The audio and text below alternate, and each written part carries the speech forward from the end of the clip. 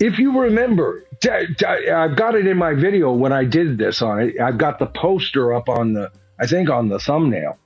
And it was Black Sabbath, is playing in 2025, and we're going to have all these other bands.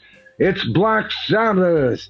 And everybody ran out and bought tickets, and then it was like a couple of days later, well, it's actually Ozzy Osbourne doing some of his stuff with Black Sabbath. He'll be doing a set with Black Sabbath. And then you heard that Bill Ward was talking maybe 4 songs. So not even a complete set of Sabbath, right? And then we get even later than that from some of Ozzy's core people that they're worried that he could even do it because they don't see how he can. And they are quite connected and they're watching him try to walk daily and everything. And then on top of all of that, just recently, and I haven't made a video on it, Ozzy Osbourne has announced that, well, it's not like I'm going to really do a set with Black Sabbath. I'll be doing tidbits with them as they perform. Okay. And I'll bet you not one person has asked for their bucks back, which is the first thing I would have asked for if I had bought tickets for that. That's not how they promoted this concert. All right? And they did it on purpose this way. You see, I think that Sharon knows Ozzy is going to talk Ozzy, right? I mean, that's Ozzy Osbourne. Well, no, which is, I'll have a chicken sandwich on rye. But she's the one that's pulling the strings for him. She's making all the decisions. And she lets him open his mouth with his wishful thinking, or lets him think that he's actually going to do this Sabbath thing. And of course, reality sets in, and she knows that reality will set in, right? And then we start getting this stuff.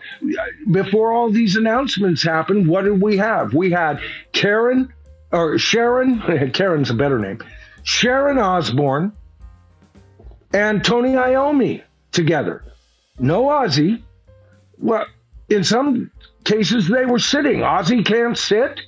I heard he could sit, but we're not getting that, This is, Don Arden and his daughter